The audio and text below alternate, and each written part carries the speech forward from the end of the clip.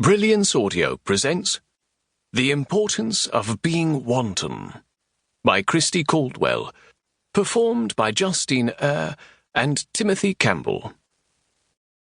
It made sense that she should have requested a meeting beside a lake, and it was the first time in the whole of his 17-year betrothal that Charles found himself intrigued by something, or anything, about the woman he was slated to wed in 1 month, 4 days, and a handful of hours.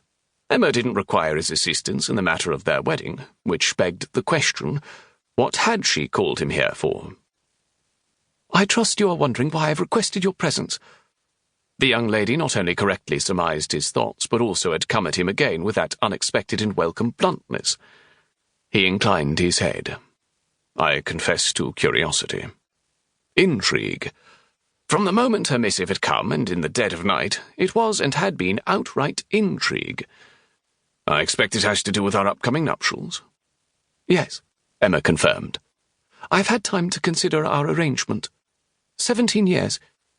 "Yes, we've both had time to think on it." He spoke quietly, and the young lady pulled her stare from the smooth surface of the river and over to Charles. Her lips parted, that narrow lower lip lending an upside-down pout to her mouth, and his gaze caught, his breath caught. And he, Charles, the Earl of Scarsdale, rogue amongst gentlemen, scoundrel of London, found himself completely enraptured by his future bride. Her endlessly long flaxen lashes swept low, and Charles swallowed spasmodically. How had he failed to either appreciate or revel in the complexity of that contoured mouth before now? He lowered his head, determined to rectify that past failing.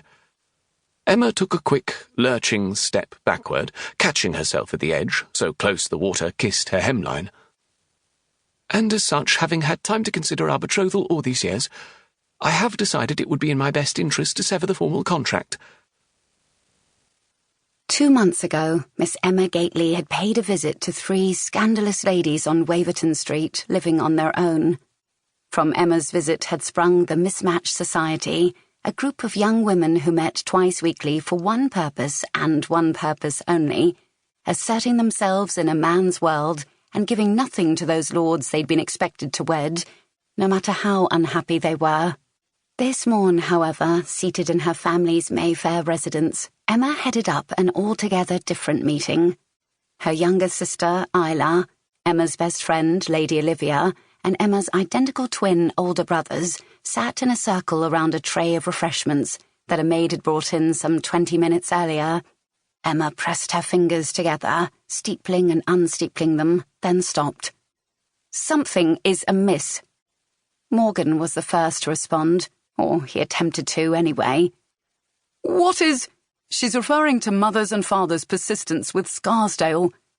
Pierce took mercy on Morgan, sparing him from asking the remainder of that question and earning more of Isla's ire. "Scarsdale!" Morgan spat the name like it was the vitriolic curse it had become in the household. "Yes," Emma murmured. "Scarsdale." The name of the man she'd been betrothed to as a child, who'd become a rogue, living quite happily for himself while she waited on the sidelines, until she'd tired of it and cut him loose, or free. One would have thought he saw it as the latter. Alas, he'd never been agreeable in any way, even in this, their break-up. Pierce sat up straighter in his seat. "I thought he gave up." Isla frowned. "Did he even try to fight for Emma?" Morgan tossed the other throw pillow, taking a wider arc around Emma to catch Isla directly in the side of her head with that soft feather-stuffed missile. "And I'm the problematic sibling.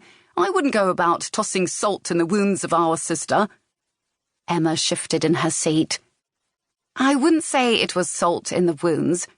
She knew her siblings all meant well, but God, how she hated that all society, her family included, took her as a hurt and wounded woman. She had been, but long, long ago, before the betrothal had ended.